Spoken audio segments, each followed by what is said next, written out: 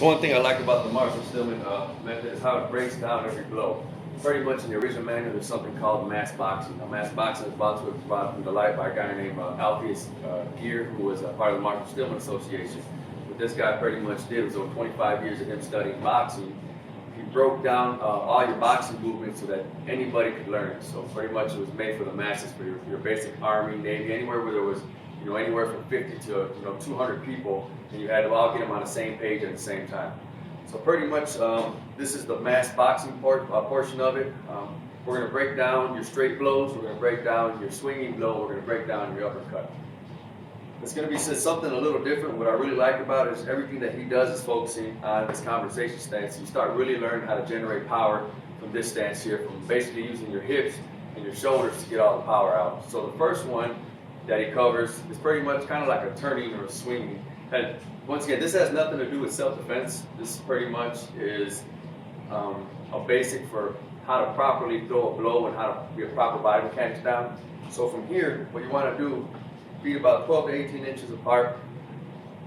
We want to go ahead and put the right shoulder and the right arm back. Now what this does, this already has my left hip forward. Now from here, all I'm going to do is swing the other way, and this brings my right hip forward. Now what you want to imagine with every swing that you do, that there's a rod hanging in our head, coming down our body, not the ground. So we really can't step or move nowhere. We have to stay here. We're not looking to pivot our feet yet neither. That's later on. For now, everything that's done in here is done with the foot, both feet planted, and working just off the hips. So here, just keep turning.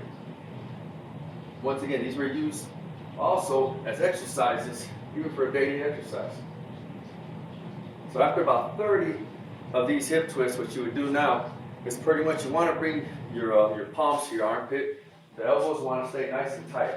So from this same position, working again, all we're going to do is move the hips. Now everything has its place here as far as where your hand positioning goes, why we're keeping the palm up, and why your elbow stays locked into the body. So once again, after you've done this twisting, once again working on pure body mechanics and movement of throwing those hips out. Once you've done that about 30 times, now what we're going to go ahead and do from here is we're not going to move the hips. From this position here of the hands in the armpits, all we're going to do is, as we're asking for a coin, is go ahead and reach out that arm. Now what this does is this keeps the palm up, keeps the elbow from going back. As you can see, the minute that my hand starts turning, my elbow as well goes from a straight blow more to a round blow, to an out blow here. So from here, just keeping the palm here, keeping the bottom straight, 30 reps. Now when you throw the palm out, visualize, imagine somebody's chin there. So you're looking to hit that same spot. You're looking to keep that palm up, you're looking to keep them elbows down, so it's not a looping blow, so it's a straight blow and right back up.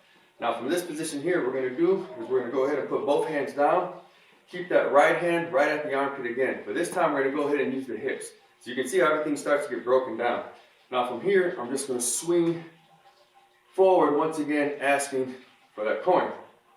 Now what you would do here is once again do your 30 blows. You throw them off like in a 1-2. So if we 1, 1, 2. What this does is it starts getting all of that weight now, and you're getting a proper body rotation and also a proper alignment of your arms and your hands here when you're throwing out them strikes. Now you do that 30 times. Go ahead and go to the left and do the same thing. Once again, working on pushing out the hips. So once you do both of these, now what you want to do is you want to close the fist. So we're going to go back into the position where you had here going to hold the coin, but now we're going to go ahead and close the fist. Now once again, keeping the palm up, what this got us to do is keep the elbow locked down. Now once you double up that hand and close that fist, now that's a proper straight blow. So that's what we're looking for. So from here, now we're going to do the same thing and punch. Breathe.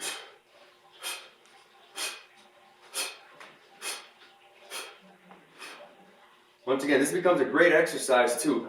So pretty much, those are your straight blows. We started off just from the swing or the turning of the hips with the arms. From here, we just really work the hips. From here, we work just the proper alignment of the arm with the palm down. From here, we put in that palm now with a proper hip twist. From there, we went ahead and closed the fist and worked with a proper hit, and now with a proper straight. blow that comes right from that straight line. Now, the next one they cover is a swinging blow. Now this one's a lot different too. I thought it was pretty cool because I've never been trained, in this way. So from here, the way that you have it done is your elbows pointed down, your forearms at a diagonal, your palms down. So all you're going to do here, once again, we're not going to turn at the hips just yet. This hand down is just we're looking to go over, pretty much over our neck, over our shoulder. So palm over the shoulder. Coming back here. As you can see, your hand's already in that motion for that hook. So once you've done that 30 times, you want to use the other arm and do the same thing, just looking to cover that shoulder. Now once you've done that 30 times, now you want to work both arms from that same position as the coin and the punch. Same thing with the hook. So once again, from here, we're going to go ahead and keep our elbows tight next to the ribs. And we're going to work that same motion. Now we're going to add that hip twist. So here, one.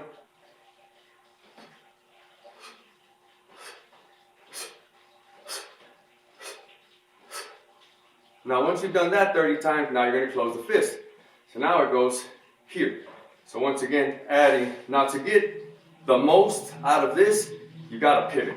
But right now, since it doesn't really cover pivoting, but to really get that blow, all your weight has to go into that punch. But you can see from here, it sets it up perfect for that. It's a nice bent arm blow, and you're looking to hit with the 2 front knuckles. So you can see from here, on the swinging blow, how it breaks it down with 1 hand to 2 hands, and then to the fist using the hips. Now the last one is the uppercut blow. The uppercut blow from here, all we're looking to do is once again with 1 arm down, 1 hand here, covering the face, bring it down to your hip, without turning, without twisting the hip, and then up. So you just do 30 reps of pretty much using your back muscles and your arm to go ahead and generate that power on here to throw it up. Then you use the other opposite hand. Do the exact same thing. Now once you hit 30 of each, now what you would do is now you want to go ahead and use the hips. So now the same position as the coin now with the same thing here. We're going to go ahead and keep the palm up.